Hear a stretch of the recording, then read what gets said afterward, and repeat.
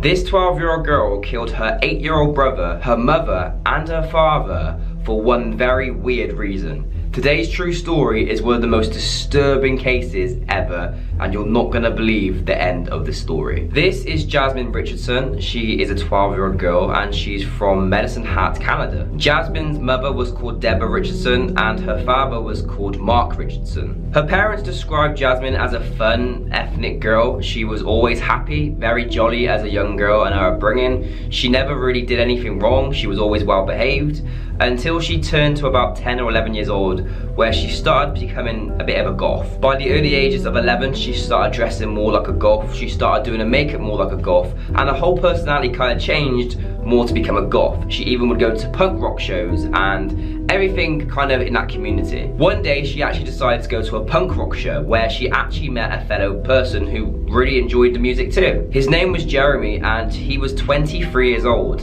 11 years older than Jasmine Richardson. After she went to this punk rock show and she met Jeremy, she became even more of a goth. She even signed up to a website called vampirefreaks.com. She was obsessed with trying to make herself look a lot older than she was. She'd start wearing dark makeup and start dressing very older, so people would assume she was way older than 12 years old. She really got involved in this whole goth phase, and it was also part of Jeremy. Jeremy was a very big goth, and she wanted to be more like him, so she started dressing up, wearing darker makeup, and she was always good on his website, vampirefreaks.com, and joining in on that community. Now, in fact, Jeremy's upbringing, the 23-year-old, was very bad. His mother was an alcoholic and his father abused him. And when he was at school, he got bullied a lot, he got picked on all the time, and he even attempted suicide at one point in his life. So his upbringing was not good, and this could explain maybe potentially what is about to happen. Jeremy, by the age of 13, described himself as a 300-year-old werewolf. He started similar age as Jasmine, started wearing dark clothing, became a goth, got into the goth scene, and yeah, he started wearing dark makeup, dark clothing, and basically called himself a 300-year-old werewolf. Now, when Jasmine's parents, Deborah and Mark, found out about this relationship that had been bonding, their closeness, their friendship, she'd been hanging around with this 23-year-old guy, they instantly said she cannot see him no more. He's too old, there's a massive age gap, it's not morally right to be hanging around with a 23-year-old when you're 12.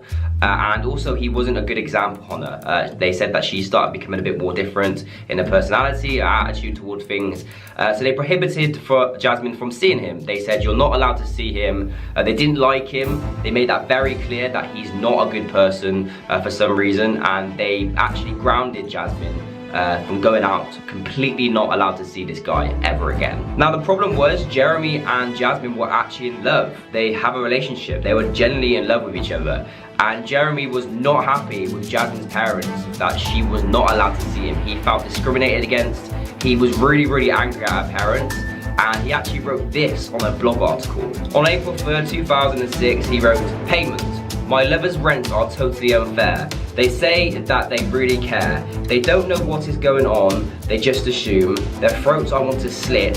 Finally, there shall be silence. Their blood shall be payment." This is what he wrote on a blog article after he found out that he was no longer allowed to see Jasmine. Now, many people say that obviously Jeremy here is basically saying he wants to kill Jasmine's parents because she's not allowed to see him. They blocked his love out of his life. He wants revenge. He wants to kill her parents. But in fact, actually, later on in the story, the police reports show that actually it wasn't Jeremy who wanted to kill her parents. It was actually Jasmine herself. She had a plan that she wanted to commit murder to her whole family, including her 8-year-old brother, her mother, and her dad. She actually sent an email to Jeremy, which the police found on a computer, saying, "It begins with killing my family and it ends with me living with you." Now, this is where the story gets really twisted and weird, and I feel really bad. My thoughts go out to the whole family and anyone surrounding this situation. But Jeremy actually replied to her email saying, "I love your idea, but we need to get this into more detail." They both agreed that they were going to kill her family, and they wanted to get it in perfect detail, exactly how they were going to do it, what they're going to use, where they're going to do it. They wanted to know the whole plan. This 12-year-old girl and this 23-year-old male were going to kill her family. She was too young to probably really understand properly what she was about to do, but she was about to commit the biggest murder ever. Supposedly, Jasmine also told all of her friends that she was actually going to do it. Apparently at school, she told all of her friends that she was going to murder her family. Her friends never believed her. They thought she was just joking around. But she was being honest. She full on wanted to kill her family, and she told all of her friends. None of them believed her. They didn't really say anything. But she was being serious, and she is about to do this. The night before the murder was committed, they both were together and they watched Natural Born Killers. Some believe that this was the instinct to give them that push to actually commit this murder from watching a show about killing and murders, and they watched this show the night before they went to do the hideous murder they were about to commit. And then on April 3rd, 2006, this was the night where Jeremy and Jasmine were going to continue to do their plan and murder Jasmine's mother, father, and 8-year-old brother. In this quiet neighborhood, they went on with a plan, and you won't believe what happened next. On that night, Jasmine's mother, Deborah, heard a noise downstairs, and that was actually Jeremy. He had a mask on and a knife, and he stabbed Deborah 12 times. Jasmine's father, Mark, heard the noise downstairs and instantly rushed down to see what was going on. And he actually saw what was going on, and he got a tool to try and get rid of Jeremy, try and beat him out of the house. And then Jeremy actually stabbed Mark 24 times. Now, Jasmine's little 8-year-old brother, Jacob, was in the house at the time. He heard everything that was going on, all the screaming, all the shouting. He was in bed, and he actually went to hide in his bedroom. He went to hide because he was panicking, he was scared. The poor little boy was petrified. And his older sister, Jasmine, went up the stairs. Jeremy went up the stairs after killing the mother and the father and stabbed him 5 times, and also put a knife to his throat. And the poor boy, honestly, my thoughts go out. The reason she killed her 8-year-old brother as well was because supposedly she said her mother and her father were gone, so he had no one left, so she may as well kill him as well because he would have no one left. Jacob's friend lived a few houses down, and he actually went over there the same night that this happened to ask if he wanted to come out and play. He came to the house and looked through the window and actually saw everything that had happened. The bodies, the murder scene. This poor little boy, Jacob's friend, who was also 8 years old, came up to the house and saw the whole thing, which would have petrified him and scared him and tortured him for life. So he ran back home, told his parents, they rang the police. Within 24 hours, the police had came back, found Jeremy, and arrested him. Jeremy was sent to prison, and he had 3 life sentences for first-degree murder. Jasmine was also guilty of first-class murder, and she had 3 accounts of that as well, but she only actually got 10 years in jail, and she's been out of jail since 2016. So she is now back out in this world with a new identity, and no one knows where she is. She's a free girl. She's killed her whole family, her brother, her mother, and her dad, and she's out in this world. She got 10 years. Jeremy got 3 life sentences, so he's still in jail now and will be for the rest of his life. Whereas Jasmine, which no one knows her new name, no one knows where she is, she got released in 2016, never to be seen again, and is back out in the free world after killing her whole family. This is this crazy story of Jasmine Richardson, and like I said, my thoughts go out to the family. This is one of the twisted, most horriblest stories I've ever covered, and I really do feel bad for everybody who was involved and anyone who had seen this scene. This woman took the life of 7 premature babies while she was working as a nurse at her local hospital. She managed to get away with doing this for years without never being caught. And the big question is how did she get away with this, and why did she do it? She has now become one of the most biggest serial killers in the United Kingdom, and I'm going to tell you all about this crazy true crime story, so make sure you watch to the very end. And as always, in every case, there is always a mystery, so make sure you hit subscribe so you don't miss any more videos. This is Lucy Letby. She was born in January 1990 in the United Kingdom. As she was growing up, she came on to study nursing, and she actually went to Chester University in 2011 to study nursing, and actually qualified at the end of 2011 to be a qualified nurse. In January 2012, she joined Chester Hospital as a brand new qualified nurse, and she came along to help with premature babies and babies that need additional support after they're born. So she was brought to this hospital as a newly qualified nurse, and she was there to help out everything with premature babies and just a really good nurse in general. Lucy Letby was a normal person. She had a normal job, normal friends, normal family. everything about her was just so normal. You wouldn't suspect anything about this woman. You know, she's a nurse, she's in a hospital, she helps save lives. That's at least what everyone thinks she was doing.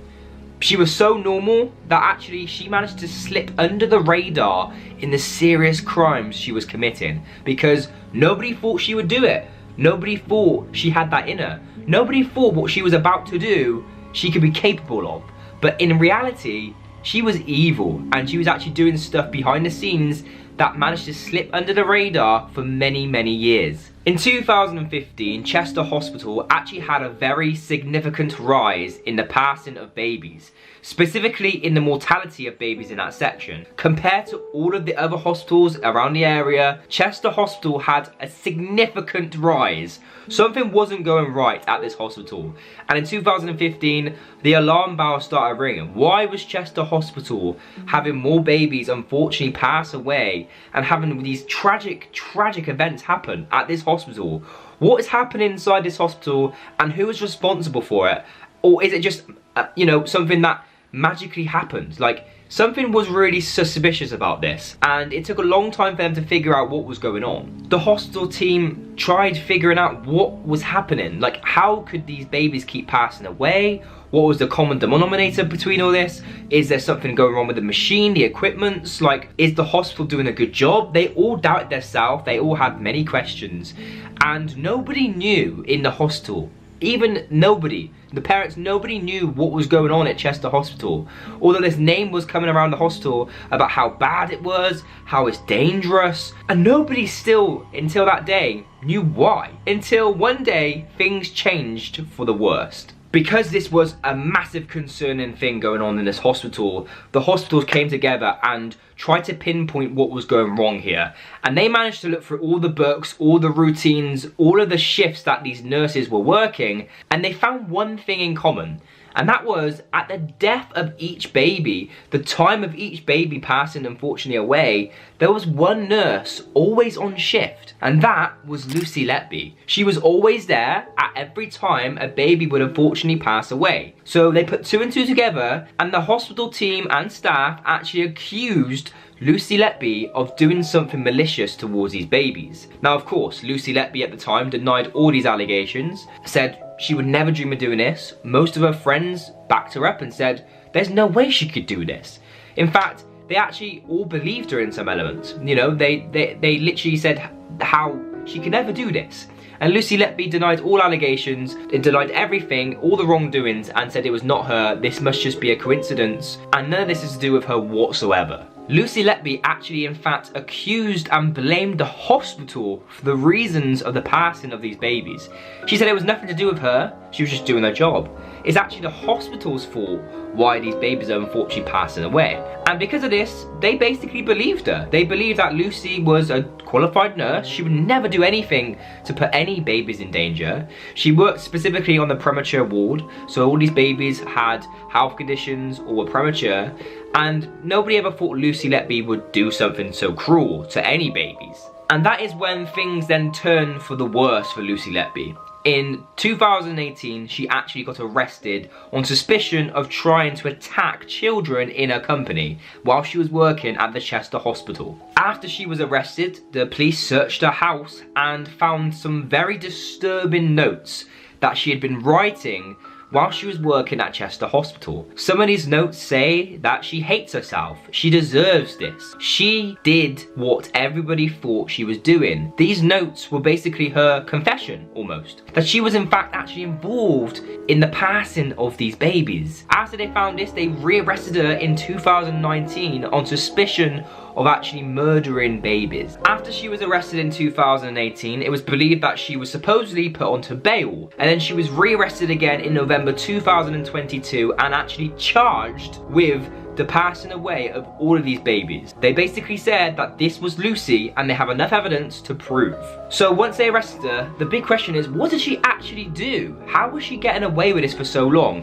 What was she doing to slip under the radar and make this hospital have their cases of premature babies passing away so high? Well, she did something the most evil person can ever think of. She was actually pumping extra oxygen into premature babies. She was overfeeding babies, and some babies she even actually injected insulin into them to make them fully pass away. Lucy Letby was a trusted nurse. She was supposed to be looking after these premature babies, but instead she was pumping oxygen, extra oxygen into these premature babies. She was overfeeding them. And not only that, she was actually injecting insulin into these babies, all under the radar for many years. In fact, she was actually convicted with killing 7 of these precious little babies. Later on in the investigation, and as she was going to court, the police and the court actually found out that she was trying to take another 6 more lives of these babies. She already took 7, and she was trying to take 6 more.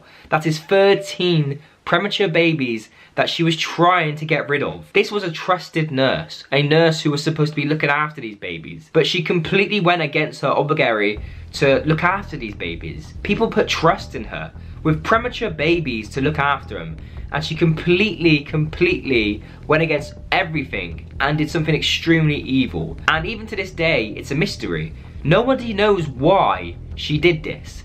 She didn't say why she did it. Nobody knows the actual intention as to why she did this. She is refused to say anything about the situation. In fact, in August 2023, not too long ago from making this video, she was actually sentenced, and she did not even turn up to a court hearing sentencing. That's how much this is a mystery. She didn't even want to turn up to her own sentencing, and she got life in prison. Now in the UK, it's very rare that anybody gets a full life sentence. Well, Lucy Letby got 2 full life sentences in the United Kingdom, and is now known as one of the most dangerous serial killers in the United Kingdom. And the worst part about this case for many people is the way she's being treated inside a prison. Most serial killers across the world will get handed a stone bed, no curtains, literally to rot in jail for the crimes they did. Whilst Lucy Letby has got this room. She's got curtains, bedding, toys, effectively, pictures. She's got everything. It almost seems like a life of luxury. She gets to go to classes. She gets to go shopping inside a prison to feel nice about herself, buy new clothes. She gets bedding, nice mattresses. Yet she took the life of 6 premature babies, and now she's being treated like this in prison. Do you guys think this is fair? Because I personally don't. Let me know your guys' thoughts down in the comment below. And as always, with every case, there's always a mystery. So make sure you subscribe to me so don't miss any more future true crime videos. And I just want to say my heart and prayers go out to anybody who was affected by this case. Friends, family of the victims, the babies. It's such a sad, sad case. You know, Lucy Letby denies all wrongdoing. She said this isn't her. Some of her friends say it's not even her who did it. Some people say it is. Regardless if it's true or false, those poor babies lost their life to inadequate service, inadequate care in hospital. And regardless who's to blame, those babies will never live their life. It's a really sad case. This is the disturbing story about Jeffrey Dahmer, who committed 17 murders between 1978 and 1991 and nearly got away with every single one of them. Not only did he murder his victims, he actually kept the body parts of each victim he killed and kept their bones, their bodies and their heads in his freezer and his drawers throughout the whole period. Jeffrey Dahmer was born on May 21st, 1960. His mother was called Joyce and his father was called Lionel. Jeffrey Dahmer was described as a very fun, energetic and happy child. He was always lifting people's moods up and was always ready to play around with toys and always just a really good child. But just before his 4th birthday, he actually had a double hernia surgery. After this surgery, Jeffrey became a bit more shy. I think the surgery might have knocked his confidence a bit, and he became a quiet, shy young boy. After his surgery, he became weirdly obsessed with dead animals. His father actually one day brought in some dead animals from the roadside and showed Jeffrey how to basically pull the bones out and dissect them. And Jeffrey took a really weird addiction to doing this. In fact, he loved it so much that he started doing it himself. He started finding all these dead animals on the side of the road. He started getting their bodies in effectively and putting out their bones, seeing where all the bones were, the hearts, the livers, everything about these animals.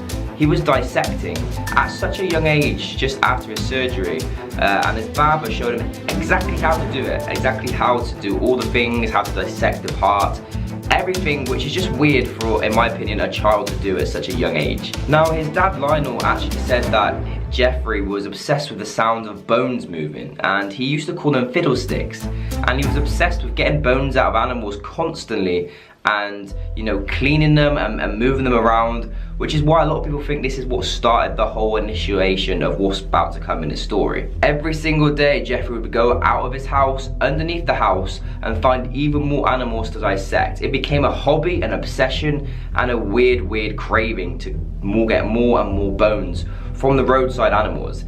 Jeffrey's mum didn't really approve of this, but she tried doing it to kind of bond with the child. But yeah, Lionel was the one who kind of got him into the dissecting the bodies, his father, and as he grew up, it kind of got worse. By the age of 14, he actually started drinking beer every single day and night. He was an alcoholic at the age of 14. His upbringing was beer. He used to take beer to school, he used to take beer everywhere he went. In fact, one day he actually took beer to school, and the students asked him, "Why have you got beer?" And he told all of the students and his friends, all the people in his class, that it was his medicine and he really needed it. And yeah, he would drink all day, all night. He was only 14 years old, and he was pretty much an alcoholic at this stage in his life. But he found out something else about himself as well, which he was in massive denial about. When Jeffrey reached puberty, he actually realized that he was gay. I think he was in a bit of denial for a long time. He didn't want to tell his parents, Lionel or Joyce. He wanted to keep it quiet. Even his father realized a few times that, you know, he hasn't ever really talked about girls, and he's never really kind of had any girls over or any girlfriends or anything like that. And Jeffrey knew he was gay, but he didn't want to tell anyone about it, and he wanted to keep it to himself. And this is where it also was mixed in with controlling behavior. He started becoming controlling over males. He liked the idea of being dominant. He liked the idea of controlling other men to an extent of where they literally cannot move or cannot say anything back. In some of his relationships with men or friends, he didn't like their answers if they wasn't agreeing with him. He had to have the right answer. If they ever went against his answer, he would get angry, and he liked to be dominant. His behavior was switching, and some say this was to do with the drinking, some say this is to do with just the way he was brought up, some say this is to do with the surgery he had. Either way, he became very controlling and weirdly obsessively controlling. By his later teens, he started actually becoming obsessed with flesh and blood. Instead of being fantasized about women or males, he actually fantasized about flesh from animals or anyone really. Just flesh in general is something what he got a hit off from. So that was his obsession, flesh and the sounds of flesh from animals. And actually he had some dreams at night. Instead of having dreams about women or males, he actually had dreams about flesh and bones. It's fair to say he got his arousement from flesh. After growing up more, this is where it turns for the worse. He actually starts then murdering people. It went from animals to dissecting animals to bones to then murders. And his first murder, which I'm about to tell you, was supposedly an accident. But it went on 17 more times. Jeffrey graduated on June 18th in 1978, and 3 weeks later he committed his first murder. When Jeffrey was driving every day, he kept seeing the same hitchhiker over and over again with his top off. He was getting weirdly obsessed with this same guy, and eventually he was driving by one day and he saw the hitchhiker on the side of the road. The hitchhiker was wanting to go to some sort of festival / party, and Jeffrey was driving by. The hitchhiker basically asked him if he could hop in the lift and he could take him there, but Jeffrey didn't want to take him there straight away. He asked him if he would come back to his house and have some beers, smoke some weed, lift some weights. And the guy said, yeah, sure, as long as you take me after, we can chill out for a bit. You know, I don't know who you are, but it'd be cool to get to know you. So Jeffrey took him back to his house.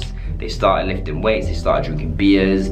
Everyone was going fine until it became a bit more weird. Jeffrey he tried it on with the guy firstly. He tried kissing him, and the guy didn't like that. He said he doesn't swing that way, and he's been here for like a couple of hours now, and he's really starting to wonder if Jeffrey's even going to take him to this event. And Jeffrey actually didn't want him to leave. The guy asked him, can we go now? And he said, no, I'm not going to take you. I want you to stay with me. Like, really weird behavior.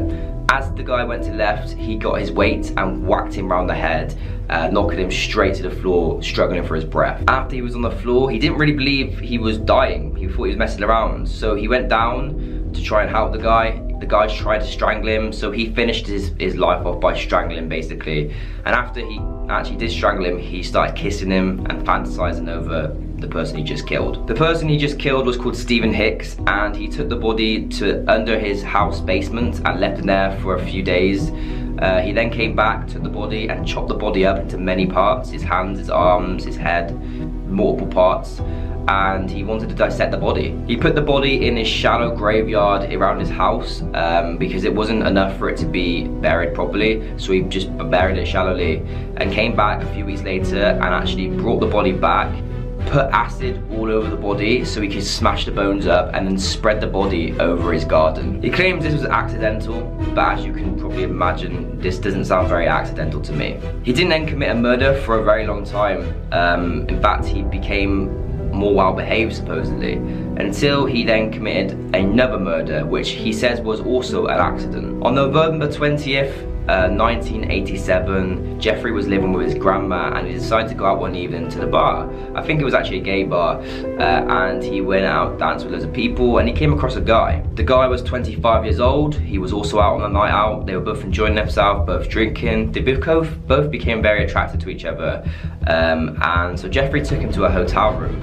Once he took him to the hotel room, Jeffrey had a way of drugging these people by putting stuff in their drink, sleeping pills, etc. And Jeffrey actually accidentally drugged himself this night. Instead of giving the drink with the stuff into the guy, he actually gave it to himself. Luckily for him, supposedly it wore off quite quickly, and then he managed to give the stuff to the other guy who's just taken back to his room. So he drugged himself, and then he drugged his friend who he was with, who he met on that night out. They danced all night. They may have made some love, I don't really know for sure. It doesn't really say too much detail about that. But yeah, they basically did whatever in that hotel room, and then they both woke up in the morning extremely unsure of what happened last night. When Jeffrey woke up, he saw that the 25-year-old was basically top and tailing him in the bed. His feet were where his head is, they were upside down. He turned around and he realized that the 25-year-old male was actually dead, with loads of scars all over his body, a wound to his head. And Jeffrey quickly realized that he must have killed him. Like he was out of control, he was drunk, you know, he must have killed him. So he didn't know what to do with his body. He basically went and got a suitcase, took the body in the suitcase, took it back to his grandma's house, dissected that body as well with acid, and cut his arms off, his head off, and then he kept the head of this person in a box in his room at his grandma's house for many, many months. From here onwards, he became obsessed with doing the same technique. He would go out to a night out, he'd go out to a bar, he would find someone he really liked the look of or was obsessed with, and he would ask them to come back to his house. He would then put stuff in their drink so they would go to sleep, and then he would begin to do his thing. He would continue to kill them, and he would cut them up, use acid, kept doing all these things. And this was at the time he was at his grandma's house. So at his grandma's house, he was doing all this stuff. His grandma did become a bit wary of this. She heard things going on, but she never really knew exactly because it was downstairs in the basement and she couldn't get down the steps there. So yeah, so basically he did the same to this guy, and he kept doing it over and over again to multiple people between his 20s and his 30s. From 1978 to 1991, he did this over 16 times to 16 different people. Throughout the process, he did actually move out to his own flat, where things got even worse. He moved out of his grandma's at one point, went to his own house, or his own apartment, and he started doing it there as well. The same technique pretty much. Even when he was in his apartment on his house, his neighbors also smelled bad things. But weirdly, he never got caught. Many victims and many people were ringing up, victims' families were ringing up saying their son or the person's missing. His neighbors kept reporting him for weird smells. But weirdly, for this whole time, he managed to get away with everything. Like, no one ever questioned him. There was a few times where he nearly got caught. The police went to his house many times for reports, but they just never really did anything. They just allowed it, you know, almost the fact that the people he was with, they just assumed that he was gay and they were gay, and they would just having arguments or something. You know, there was screaming heard, there was loads of different things always reported from his neighbors, smells, arguments, shouting. He got away with it every single time, and he committed up to 17 murders up until from 1978 to 1991. But Jeffrey's luck was about to run out because he'd gone on a massive killing spree, a severely saddening killing spree, and his time was about to be up. He tried to do one more murder, and it didn't go as planned. On July 21st, 1991, he went out again to a bar, and he came across 3 men, and he was planning on doing the same thing again. The same thing he's been doing for many, many years previous. He went out to the bar, found somebody he liked, invited them back to the room, but this time things didn't go as planned. The guy actually managed to escape, and he did manage to actually get away, and just as he managed to get away, he managed to go outside and find police. The police went there to his room, and they didn't believe what the guy was saying. They didn't believe this guy was trying to kill him, even though he was running down the street saying, help me, help me, help me, because he just escaped Jeffrey's apartment. The police went to his house. They didn't really, or his apartment, they didn't really believe at this point what the guy was saying, the guy who just escaped. They just thought that again it was an argument or something like that. They really turned a blind eye to Jeffrey all the time. Although he was reported many, many times for many, many crimes, they just didn't see him as a serial killer. They never thought he killed people, until this happened. When the police went back to his apartment with the person who just ran away, they went inside and asked to look around. You know, Jeffrey turned it down. He said, look, we just had an argument. The guy was saying no, he tried to kill him. Jeffrey was saying no, I didn't. So the police asked to come into his apartment. When they did come into his apartment, they looked around, they couldn't find anything really, until they went into his drawer and found photos of all of his dissected people. All the people he's dissected, all the people he's killed, he took a photo of every single one. That was one of the ways he lured people back, and it was to offer them money for photos and for beer. He took a photo of every single person he killed, and this is a big sign for the police to arrest him straight away. After they did arrest him, they found many skeletons in his apartment, heads in the fridge, arms, bodies. He had a bunker in his actual apartment full of acid, which he would use to strip flesh off people's bodies and get the bones out. And this explains why late at night he was drilling, cutting, shouting. All he was doing was basically bringing people back to his room for many years, spiking them, spiking their drinks.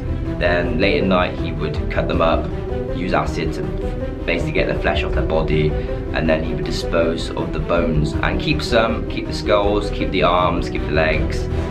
Some cases keep the heads intact with cling film over them in his fridge and his freezer, so he could just look at them, which is just weird.